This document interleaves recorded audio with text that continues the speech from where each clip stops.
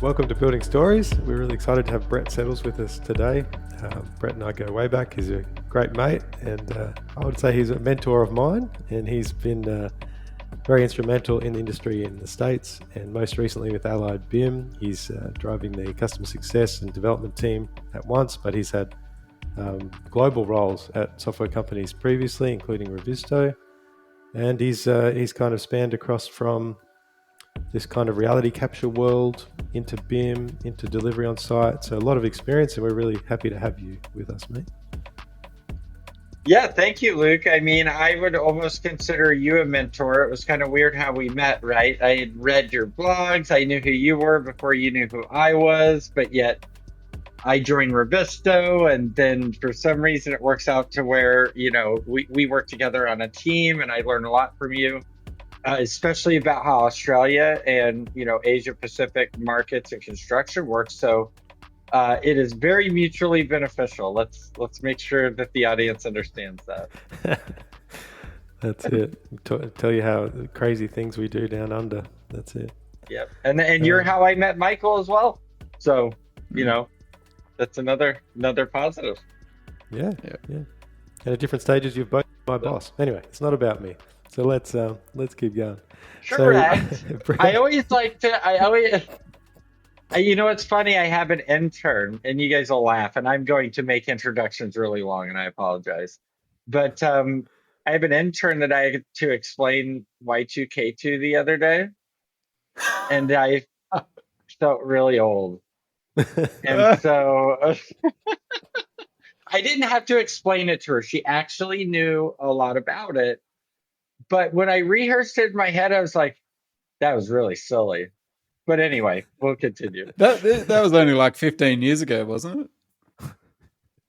Boy, 15 years seems like a really long time ago, considering everything that's happened in between then. So you're correct, though, and it was only 15 years. No, Yeah, 25. yeah, What am I talking about? yeah. Oh my God, you Yeah. had me all right, convinced Brett. for a second, Michael. Let's go back a little bit more than 25 years, Brett. Were there any hints that you would want to be involved in the industry when you were growing up? Yes. So I was essentially born in the Midwest of the United States of America. I lived in the biggest town in the county, which was 16,000 people, right? So, this is cornfields, cows, things of this nature. And at that time, before technology really exploded, the men were either laborers, or construction workers or pipe fitters or some sort of a tradesman. There's oil refineries around. There is barge operation opportunities around, since we live near the Mississippi River. And so that sort of blue collar work was, I mean, I didn't know a businessman personally till I was an adult.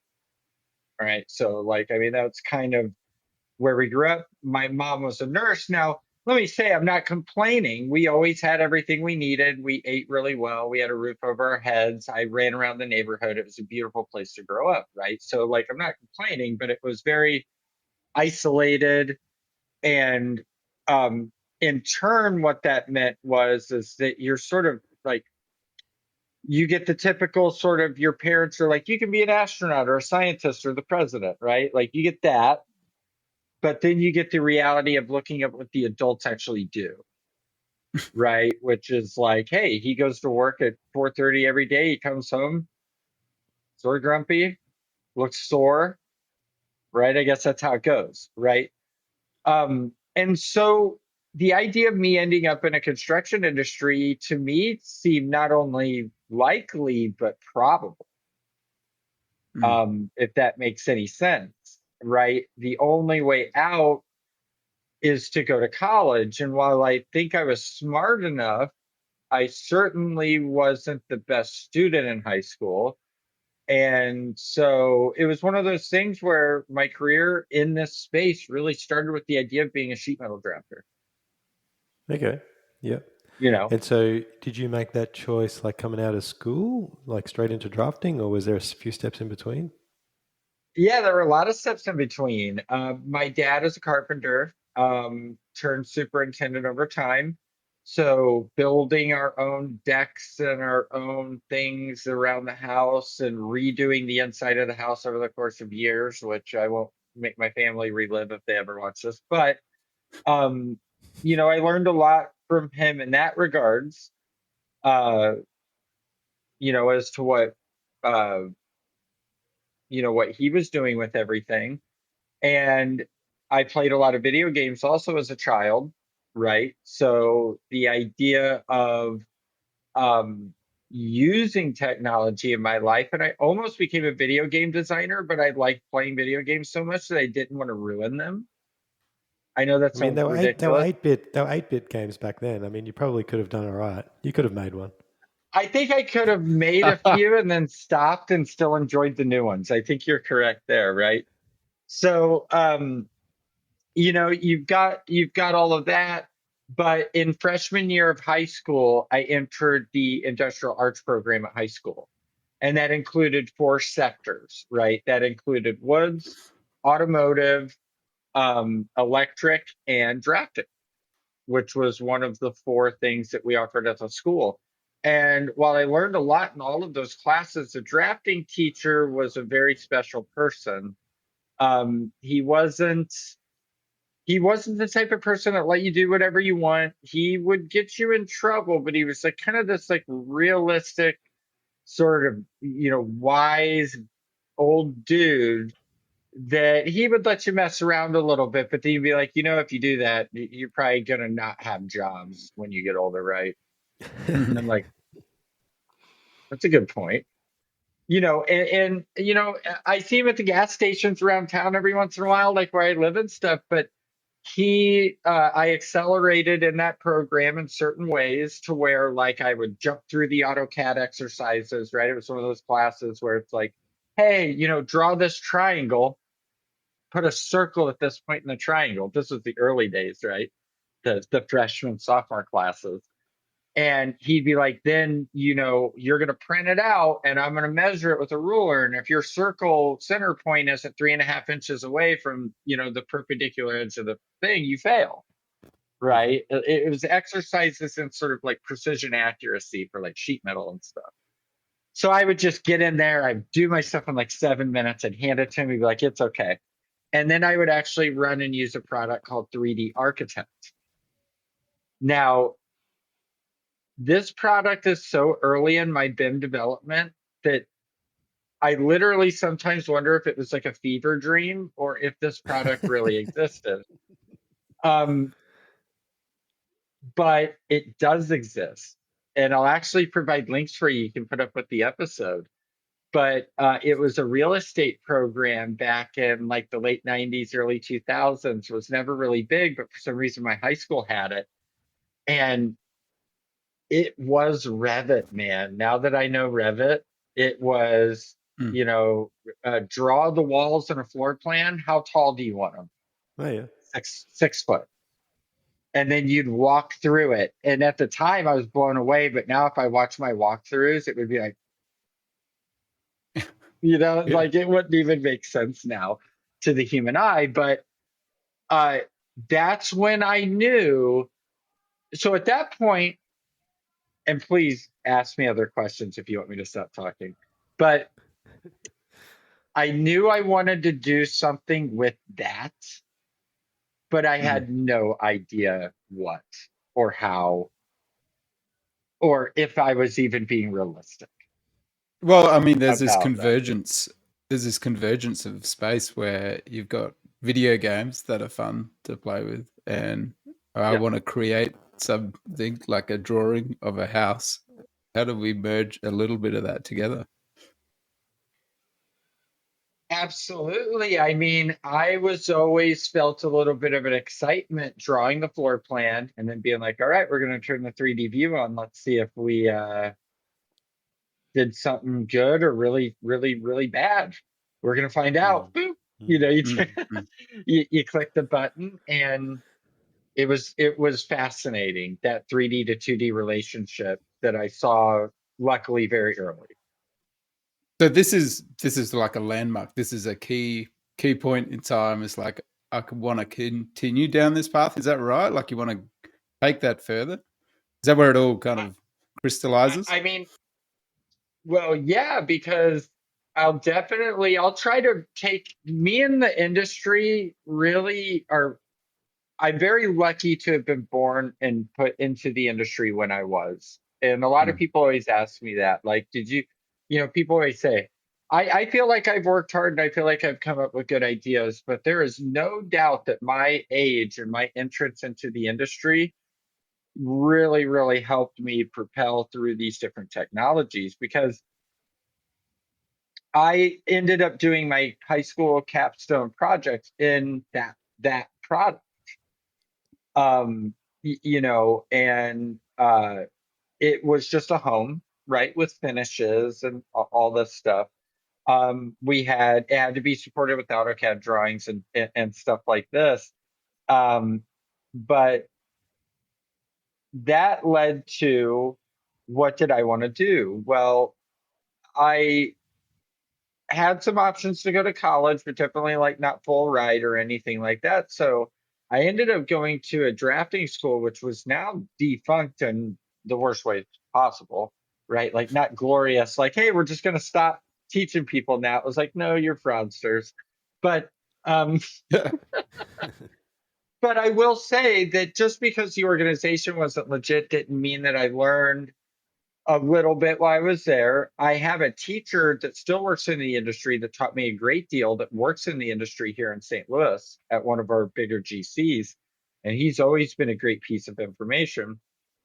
But that was the job where I started to see the more robust programs like architectural desktop, land desktop, those early BIM CAD sort of merging type products, and a lot of the work that I did in college was wrapped around those products. And so what happened is I also had to find a job because I wanted to move out of my house. And so I ended up finding a job, and this is where things will really divert in the conversation. But I found a job tagging telephone poles and collecting their GPS locations in 2004. So now I'm at college learning about, technical school, not college. Let's not get it twisted. I'm in technical school, learning about new BIM. I mean, the teachers didn't even know how to teach it to us, to be completely honest. Like they tried really hard and they were smart about it, but it was so new. And then I'm out working with like Trimble, geospatial units, total stations, stuff like this. And that's where it really started to click, like, okay, like people may not be doing this now, but I don't really see a reason why they would not eventually want to do this in the future, right? And so that was kind of my high school to college transition, which led to an early career fair, which led to sort of this geospatial civil route, which I pursued for the next couple years of my career after that. Mhm. Yeah, So right. And so, jumping into your career, are there any other standout sort of moments that, or kind of maybe even the question is, does the industry change, and you have to then continue to adapt to it? I think that You see the this industry, industry's on a trajectory, and you got to be like, I'm here with it. it's interesting, and I love that I got to spend some time working in Australia with Luke and with yourself and with some of your clients because the mentality is very different in a lot of ways. And Okay. it's something that if you understand it, you can make sense of it. But to Americans sometimes, or even Canadians, if I explain like the whole like digital delivery lead process, they're like, what? Like it just sometimes doesn't land. So that is definitely a further unique experience. I think that, leading off of that though, is that the geospatial world really took me down a unique route in that learning that the idea of BIM, the idea of objects with data attached to them, is actually very old. right? Like Esri has been doing it since the late 70s. I might be wrong, most likely wrong. Don't quote me on that. But I think it goes as far back as that, right? Where it's like, hey, a line, and that line is AX, and it represents this, and sort of that data connection, right? Um, so, going into the geospatial stuff, I ended up going down that path for a little bit and not going down the vertical route, right? Even though I was learning like architectural desktop in school and sheet metal drafting, I really felt like civil was something that I was going to like. So what I ended up doing was, is I ended up leaving the Utilimap job. That was the company I worked for where I was doing the geospatial stuff. And I went to a municipality.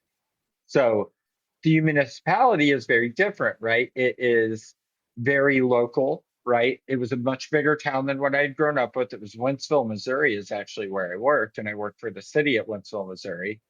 Um, and I just learned so much at this job, so much. I was only there for 2 years, and I still think about experiences at this job almost every week of my life. I had a fantastic boss. His name was Bob Hembrock. He was a brilliant person and a very good advisor. He was one of the ones that looked at me one day using Land Desktop and was like, "If you know how to do these things, you will do fine." Right? He was like, "I will never know how to do these things, but you can." you know, um, I got to watch civil infrastructure. I got to watch buildings get built. I got to watch subdivisions, get commissioned in terms of storm sewers, sanitary sewers. It really added that physical element that a lot of people that grow up in BIM, they miss out on. And I'm sure you Yeah. guys see that too. Mm. Yeah, particularly this latest generation. And so you got to see, it would have even been interesting to see the link between like a client wants something and it has to be approved and then it has to get executed. And you would have seen that whole cycle happen. Yeah. Yeah, that was something that had I never taken that job, I really just simply would not have understood going Mm. into an engineering firm or a construction firm. I either would have had to mess up and get yelled at or talked to or, coach, or I would have had to go out, ask somebody, but it wouldn't have been something that I knew. There would have Mm. been, had to been other means that I would have had to go and find that information out. And by getting trained at the city and being part of a facilitator of that permitting process, that inspection process, all of that, it really sort of kind of set the tone for. I have a very practical approach to technology and BIM, and sometimes it can be boring, to be honest, but there are very real limitations to this world that prevent us from doing some of the things that we want to do. Yeah, totally. And so as you're going through this career, we've seen a few of those steps on the journey. What are the challenges if you reflect on that, perhaps your whole career journey? Can you say, oh, that was a big challenge, but we got I through it? think it's something that I've learned to do, and I have even my biggest challenge probably came in one of my later jobs, but I I feel like the first year of any job is always a challenge, especially if you're changing disciplines and you're changing what you're working on, right? Like maybe going from the same job at one company to another same job at another company isn't too difficult. But I, for some reason, always like to make it hard on myself. I never do that. So I mean, even at my new job, I mean, I am 40 years old. I've done technology my whole life. In March, I was like, boy, this is a lot, you know. And now I'm feeling a lot more comfortable with that. But that's always been my thing is, trying to make myself comfortable with the change because, you know, some of my more project uh, achievements came amid some massive changes in where I was working, what I was working on. So, not much more to say about the Wentzville job. I leave Wentzville. I work in an auto. We don't have to spend a lot of time here, but this is important. I work at an Autodesk VAR. value-added reseller called Hagerman and Company here in St. Louis. I do that for 7 years. Now I do this through the housing crisis, right? So the benefit here, and this is where a lot of my knowledge expanded, is I came on as a civil technician, someone teaching land desktop, civil 3D, map 3D, those types of products, right? We had a whole army of architectural and mechanical people. Um, the industry, especially the civil side of things, took such a big hit with the housing economy crash in 2008 that we had companies that their whole operation was built off of building subdivisions. Well, we weren't doing that anymore, right? There were no houses getting built. Everybody downsized, the economy take a hit, and it left us understaffed. I then stepped in and started to learn all the AEC products, Revit, Plant 3D, Revit Structural, all of this type of stuff, and I began to teach it. This is where I feel like I gained the skills to actually manage technology in a decent sized firm, or any firm for that matter, right? Let alone a big one. I do that job for 6 years. Then I moved to Pinta Engineering in St. Louis. This is where I actually built big things. You asked about the achievement. The reason I fast forwarded it to this is because we did one of the larger, at the time, I heard the word largest. I highly doubt that's still true. But it was a cement preheater tower on the Red Sea in Kuwait. And you guys work in the Middle East. It's a different environment. There were some decisions made which allowed the piles and the large structures go into the ground, right? So you're dealing with piles in the ground. You're dealing with large square mat foundations in the ground that are upwards of 8 foot thick in some situations, and no sort of modern sanitary sewer solution, right? So now you can see we are in a world of shit. Sorry, can I say that on the podcast? It's okay. Yeah. And I mean literally. Yeah. So anyway, that took me about a year to do, but I was able to create a mostly gravity fed system through this massive site with, upwards of large piles in the ground that you cannot go under, and do it somewhat effectively, and then go out, CM it, get it surveyed, and then come back home, watch it get installed and work. And, it was really difficult. A lot of duck bank, a lot of missing things that you would have never designed something a certain way to make it work, but you had to because you're not lifting the building out of the ground to put a pipe there. That was a pretty big accomplishment. A more smaller accomplishment, especially one around technology that came from the same job, was we did an additional elevator, as well as some pneumatic grain conveyors on top of a silo in Oklahoma. It was a small project. I think it was under $10 million in total. And what was so great about it is that we deployed scanning, we deployed modern clash detection techniques, we deployed drones. We deployed them. What year are we talking? Like mid 2010s or? I would say that project was probably 2015, 2016. Yeah, so it's Right. pretty So early for scanning. Yeah. yes, we could talk about scanning in a little bit. I got in probably way too early on that boat. But the best thing about that job is it was a small team, small project. Everyone was very committed to making it work.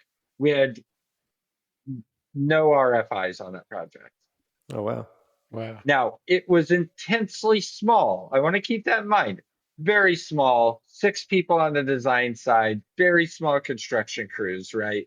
It's not like saying we didn't have no RFIs on a hospital. Not a chance. Not even anything much bigger. In fact, we probably cheated our way out of some RFIs on this project. But it was a big achievement in that we had our stuff together. The information flow was going well. We missed everything with a lot of information going back and forth with certain systems that had to work.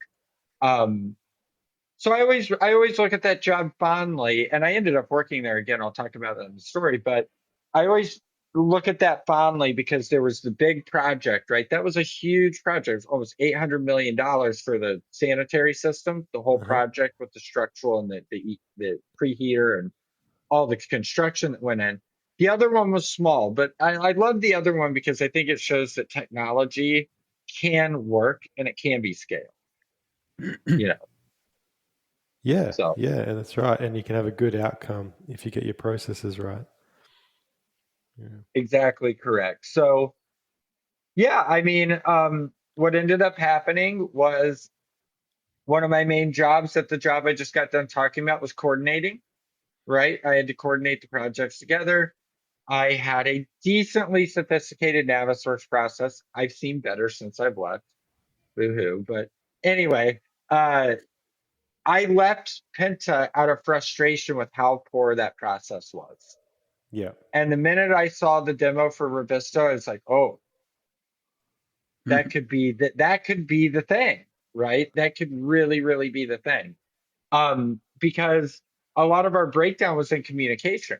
Yeah. And in the early days of it was like you can clash a model together, but what do? Do you You send out can't an communicate it. NWD? Yeah. Do you send out screenshots? That everything is horrible. Mm. So that's where, Well, one of the I met biggest you. Go ahead, Michael. I was just going to say one of the biggest things that we're trying to do as designers is translate ideas out to site. And so I guess through those two projects, what you're actually experiencing is if I've got tools and processes that help get that communication and translate, okay, here's an idea, this is what we're going to build. We're going to be able to do it well. We're going to have no RFIs, or we're going to be able to do something that's really complex, and we're going to be able to build it easily because we Yes. communicate it. And so that coordination, that clash detection, that's all part of articulating an idea to a buildable thing out on site. I totally agree. And it's one of those things that there were so many manual administrative tasks that had to go on with clash detection. I always refer to Navis as a calculator, a very good one, by the way. It's by no means not powerful. But once you get the calculation, you get the answer out of the calculator. It's like, what do I do with it? I have it. There it is. I got to now make 500 people understand this. Mm. You know, You um, export the viewpoints XML, and then you send it via Procore, and then somebody else downloads it, and then I and I know that you guys are the same way I am, but sometimes, you think a process like that'll work, and there are so many ways it will fly apart. oh yeah, it doesn't Um, work. I mean, it's just unbelievable. Sometimes I've been very surprised at some of the things I've seen.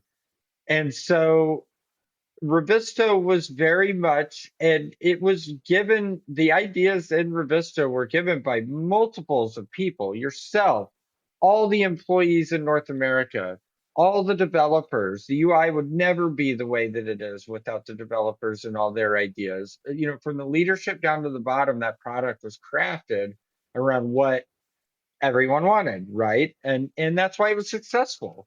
Because when I went back to my job, I went back as CTO to my other job. I automated my old job in like 4 days. Yeah, Like literally cleared my old self off the map. I could have fired me from 2019 probably.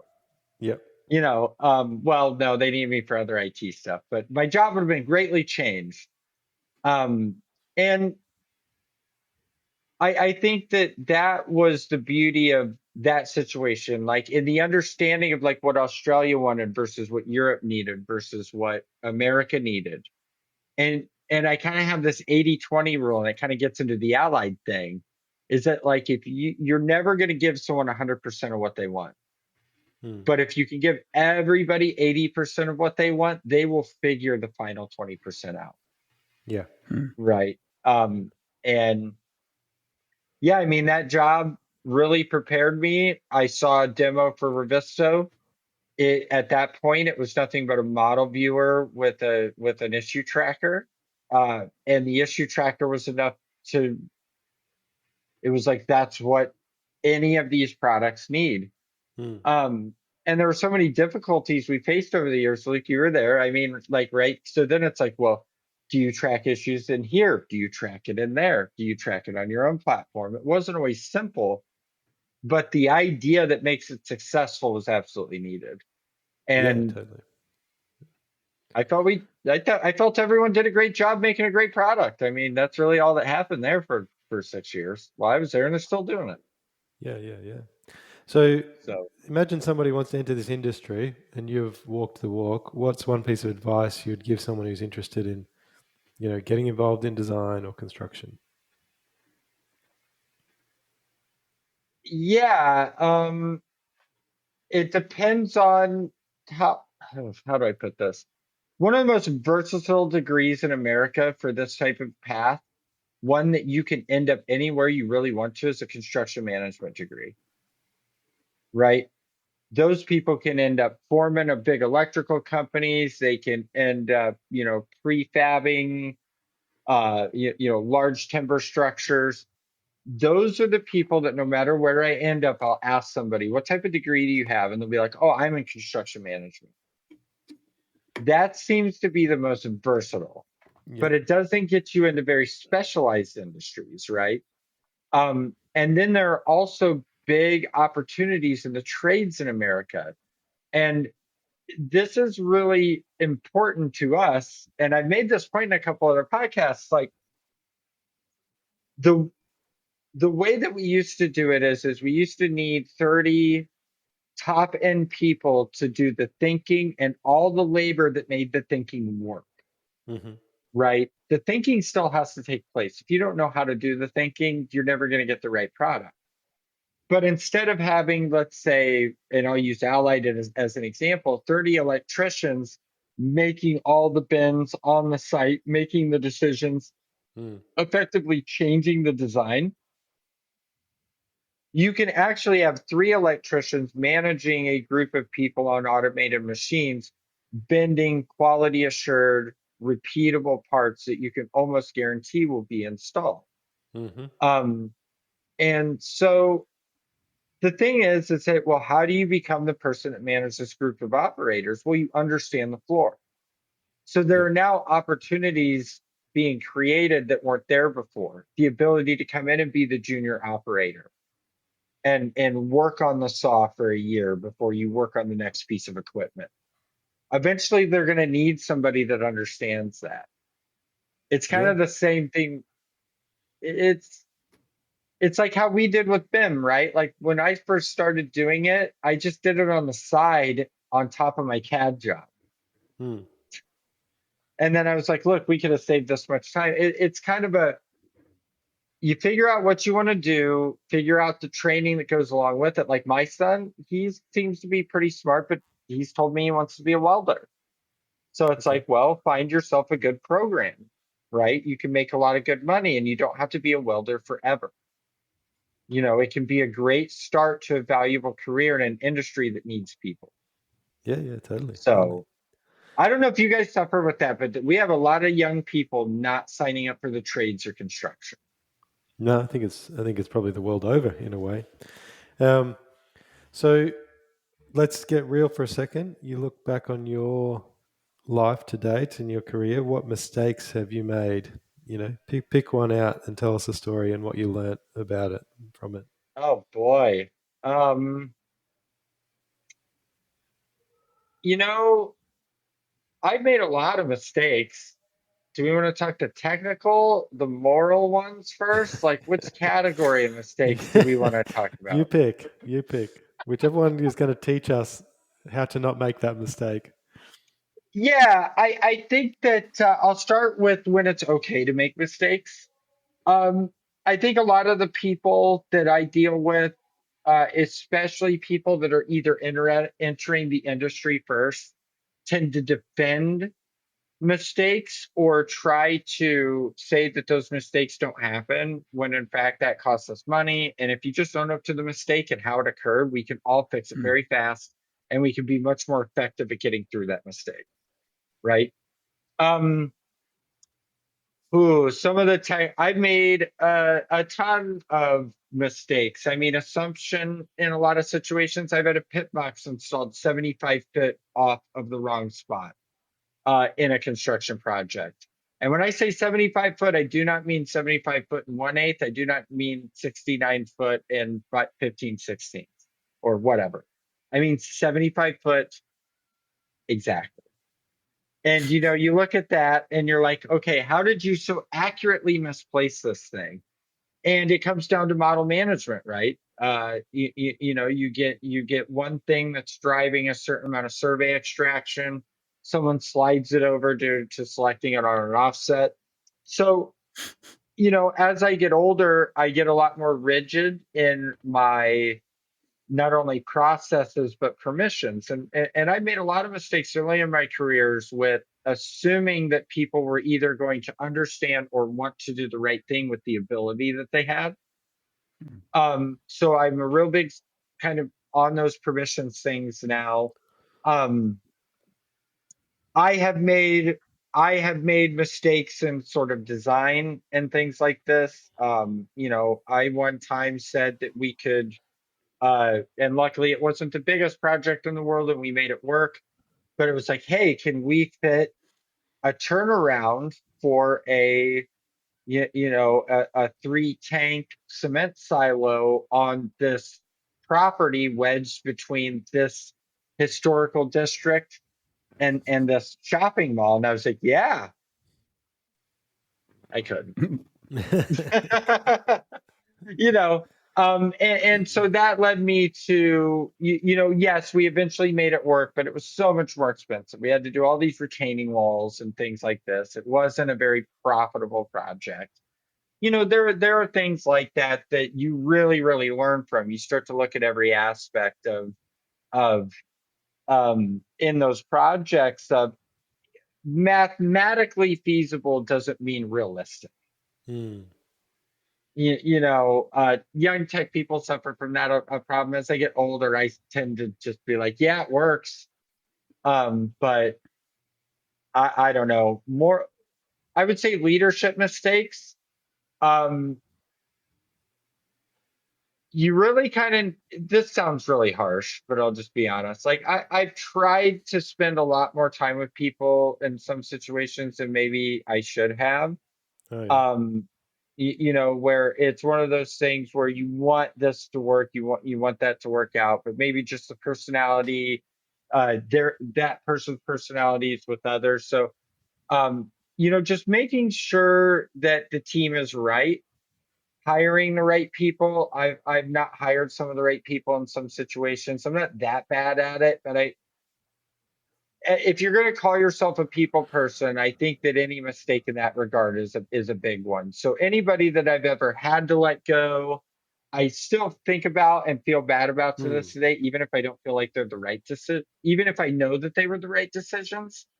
They should have never happened because I never should have put that person in that position. No, me Mm. too. If I that think we all feel if those that makes ones. sense. Yeah. I don't know if that Mm. makes sense at all. Yeah. Yeah. Mm. Mm. Yeah, but you built it by Um, the time you were in Vista, you built a great team, and you also gave us a lot of like freedom ultimately, which I liked that about your management style. Is like you guys know what you're doing mostly, and I'll check in with you, and I thought that was really cool. Results driven. And I can tell you this, it goes into hiring young people. Micromanage a 24-year-old and see how fast that person quits. I dare you.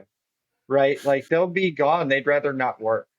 Hmm. And a part of me not doesn't blame them, right? And I will say that about the time I was 28 or 29, after being micromanaged in certain ways, not everyone. I've had a lot of good management, but it was usually people to the side of me or up and to the side of my bosses that I usually had these sorts of problems with.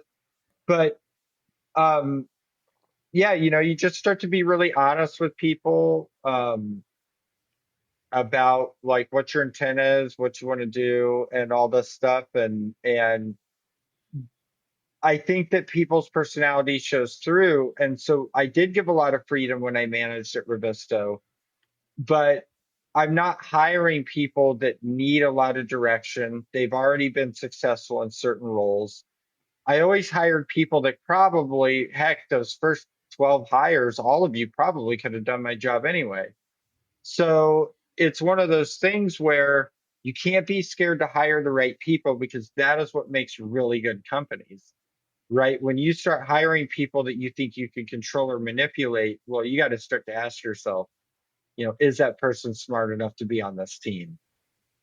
And you know, I always wanted to see who did well with no direction, right? Those are going to be your managers as the company grows.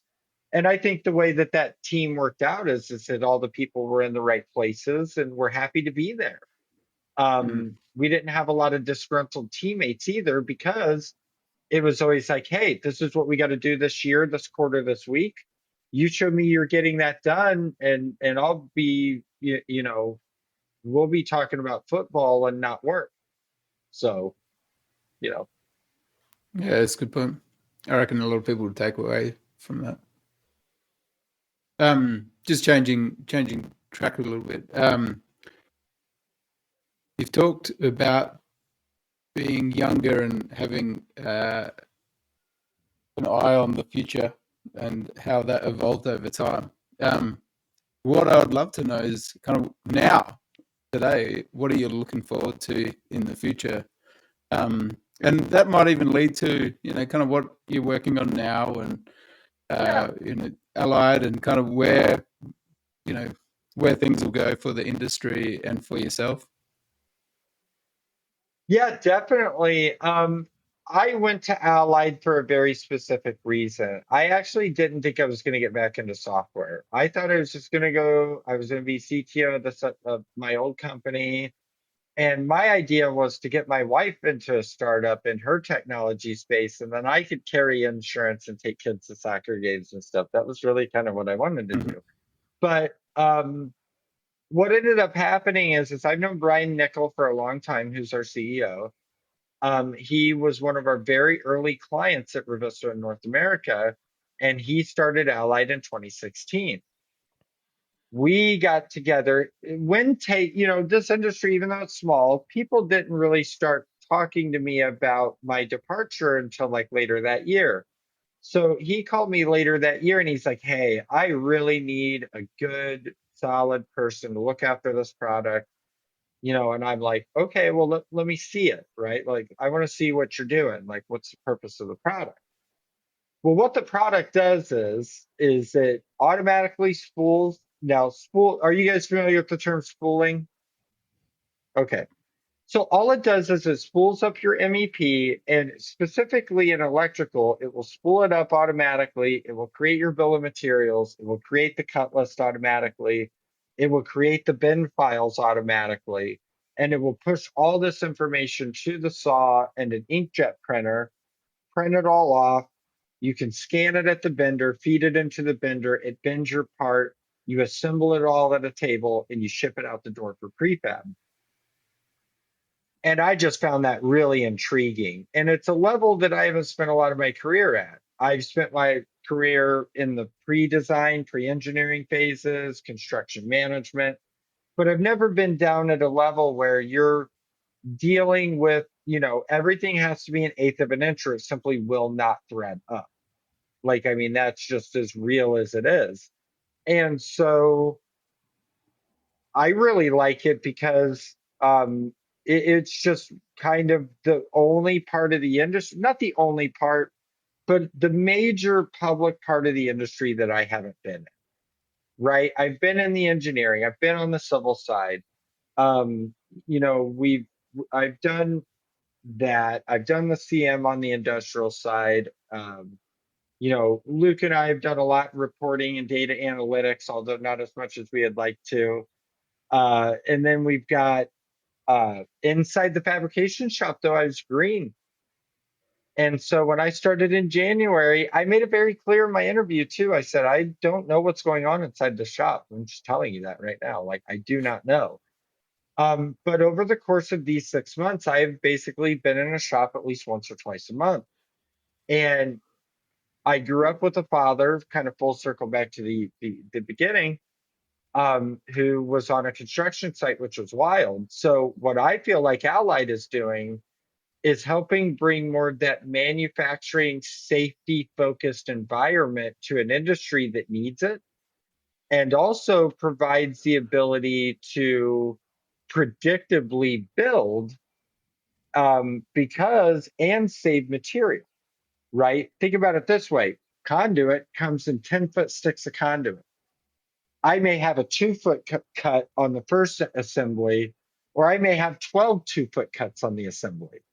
So what is the guy doing? Taking a 10-foot stick, cutting 2 foot off of it, another 2 foot, another 2 foot, and then throwing a big chunk of it away?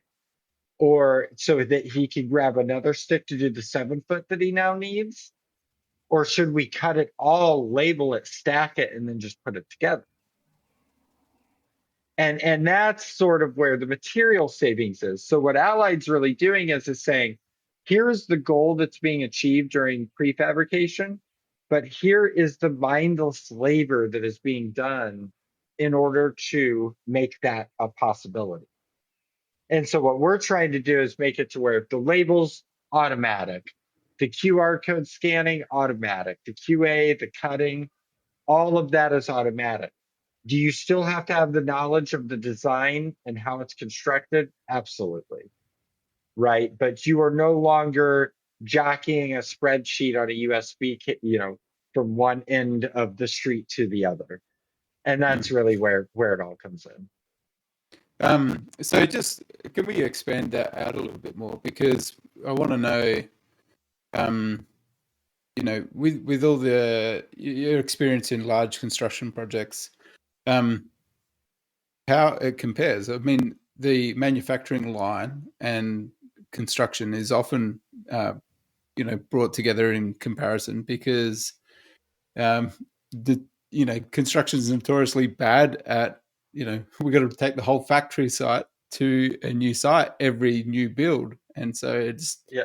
there isn't that prefab mentality going on in construction sites very much. So there's bits and pieces that we can. You're obviously taking bits from construction and putting them into kind of this new allied place that you're working at, but vice versa, you could probably take bits out and reapply those back to construction. Oh, absolutely. I mean, one of the things that we're thinking about now is that as coordination, which is where I've spent a lot of my career, is one thing where you're tracking things coming together, whose responsibility it is. The fabrication process is not a lot different. The designer is responsible for generating the spool sheets and getting the cut list over to the person that's got to cut it. When they're done, they've got to say that they're done, triggering the sequence of the next person, right? As they cut, we track those cuts in two ways: the human being saying when they're done, and has every part been processed through the software. When you get the big 100% check mark and the green check mark from the person, it then goes to the QA table, right? And there is a comment section and an attachment section, much like you see in modern coordination solutions, that's allowing the person on the shop floor to say, hey, you designed it this way, but I can't bend it this way because the machine doesn't work that way. You have to do it a different way, or you have to add, or you have to cut it here, add a coupling, and then we'll extend it from there. And those are all just made up examples by me on the spot. But Mm. you get the point, right? Those small changes right now in the process, this is how disconnected. If someone at the assembly table sees something wrong and he's changed in design, he may not even know the person to talk to because it's gone through the person that cut it, through the person that bent it, through the shop manager that got the USB from the person in the office, that got it from the intern that actually, modeled the pipe. We're talking like 10 layers deep. As to where what our product is doing is letting those two people communicate to make the process faster. We're also trying to do that from like field ordering too, because right now, if like you have to change something in the field, you have to ask the designer to build it for you in Revit or just go around that person. Both bad ideas in a lot of ways, but um, Yeah. so Yeah. And so any final kind of thoughts on what the builder of the future kind of looks like? So what what do you think needs yeah. to change on the construction side, to make a construction company, really, really tick? So I feel like I've been trying to help the construction kind of, that part of the industry as much as I can. In this fabrication side, because I do feel like they've made some strides, right? You've got the open spaces and the in deep space with the analytics, and then you've got the BIM beat software that I've seen everywhere, and you've got all these different tools that the GCs have really grasped onto, and they're starting to use, and they're starting to see the benefits, although it's been a long haul. On the fabrication side, I mean, that's exactly, you know, giving them a platform, not only for electrical, but for anything that needs to be prefab, right? So you've got electrical, but we also do process piping, food grade, stainless steel, threaded GRC. We cut and install and bend all of that. We also have a lot of sheet metal clients. Now, we do not go as far into machine automation as sheet metal, but we do track the model all the way down to the MAJ export, what is cut from the MAJ export back up. And then we also do that we're getting ready to, because one of our investors is also a client now, for lumber formwork, right? Where it's like if you're doing tilt up concrete, you're pushing linear lengths of a saw or lumber through a saw. Uh, so we're beginning to do that too from PDFs, which is very interesting. So um, there's a lot of different things, and I'd hate to sit here and say that Allied is a prefabrication company because we have strengths and weaknesses. But in 5 to 6 years, that's what I'd like to see, as to where a whole building is in our software Mm. Mm. and you just know what is prefabricated and what's going to show up and how it installs. And what I mean by that is okay, the boiler goes there, the electrical panel goes there, the conduit wraps around this way, the water pipes go this way. Mm. We're not doing that yet. We're only doing trade at a time. Yeah, yeah. So Well, that's the future I'd for sure. I'd love to see it go multi-trade, but I think we've got a lot of work to do. Bit by bit. Quick question. The term data means different things to different Mhm. people. What do you think that term means for you and for construction? Anything that I can use to make a decision. Um, and the reason I say it that way is because a lot of people refer to things that I look at as data as not data. I had a client the other day that was like, well, I don't want to go to Revit because I'll lose all my black attributes. I was like, oh, you mean your data? He's like, no, not my data, my black attributes. And I was like, fair, fair. I was like, but your data. So it's one of those things where I look at it as, I don't care if it's old or new, I don't care what the industry calls it. If there are pieces of information that I can compare with themselves or with information around it, that's data to me. Hopefully that answers your question. Yeah. Yeah, I like it. So we do this quick fire round as we start to wrap this up, and some of these questions is a little bit silly, but I like this first one because it kind of speaks to kind of who you are. So the question is, what tool would you use out of a choice of a hammer, screwdriver, and duct tape? And so they all kind of fix something. You've got a hammer, which is kind of a, a bit of a I don't know, can have a bit of a permanent fixture. Duct tape is kind of a quick fix. Screwdriver kind of allows you a bit of finesse and adjustment. over time. Yeah, I So got an answer. you've got a choice. What tool would you use? Duct tape. Duct tape. Quick fix. Duct tape. Yeah. Well, the reason why is because for the screwdriver to work, I have to have a screw that fits its head, right?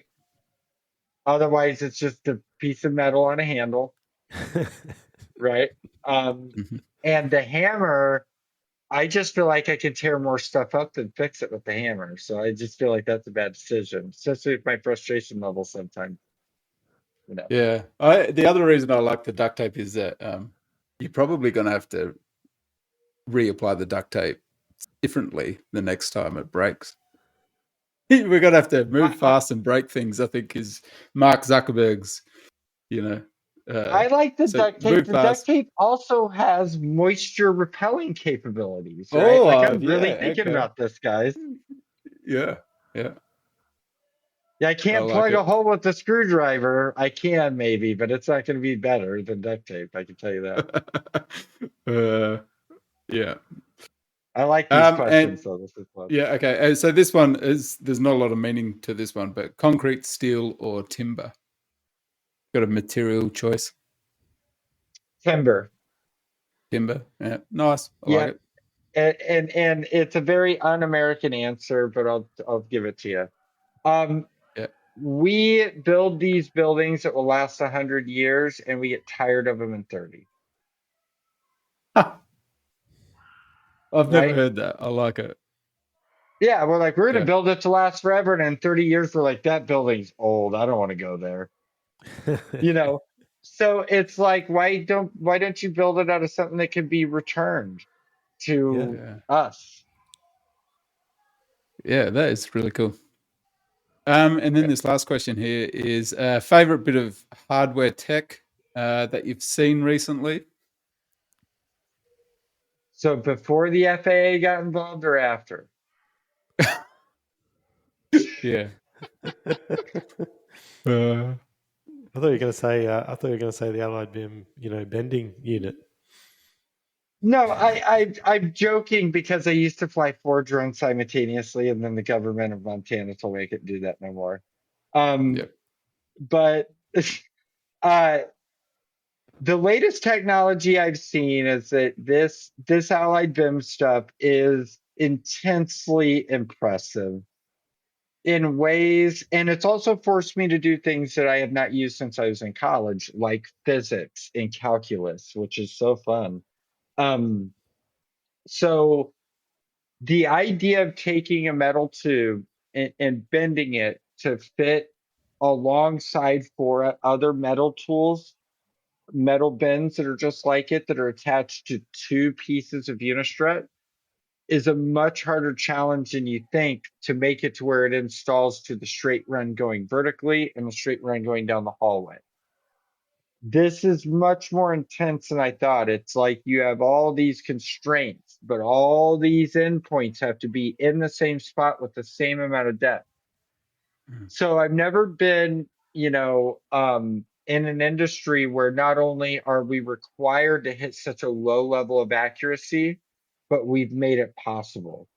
And these machines, although they are difficult to deal with, have made it possible. The Scotchman saw and the razor gauge backstop that's attached to it, basically, and the Matthews printer makes it to where every pipe comes off, is cut to length, and has instructions on what to do with it next, It's like cool. on the pipe. And so, in one of our open houses, I can take a user, a Revit user, and I can say, bend a pipe on that computer right there. And then I can bend that and have them holding that piece of pipe in their hand accurately by the time they leave the shop 2 hours later. And even to me, I'm like, that's crazy to think that you could Hmm. make something in Revit and have an actual piece that will work in the real world in your hand within 2 hours. And so it is amazing. I think that maybe I'm just a little so ingrained in it that I just view it as like, okay, this is what we do. But yeah, it's very, very cool stuff. Well, you've got a real shortcut, like a real close connection between, what someone's doing behind the computer to it coming out. ready for install. That's really cool. Yeah. Yeah, definitely. Awesome. Well, it's been awesome having you, man. It's getting nice and late for you, and I'm sure you've got another 3 podcasts to do tonight. Still, probably. Oh God.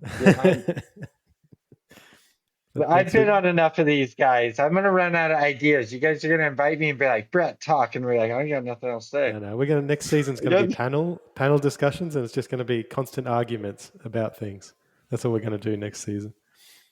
Yeah, you need to survey the groups. Like bring like surveyors and a group that they don't like in together and just pit them against architects each and other. builders. Yeah. Some builders and the builders and the subs would be the pinnacle event. That would have to be the last episode of the season. It ends in flames. All right. Yeah, exactly. Well, thank you guys. I appreciate it. It's been awesome talking to you guys. Thank you so much, mate.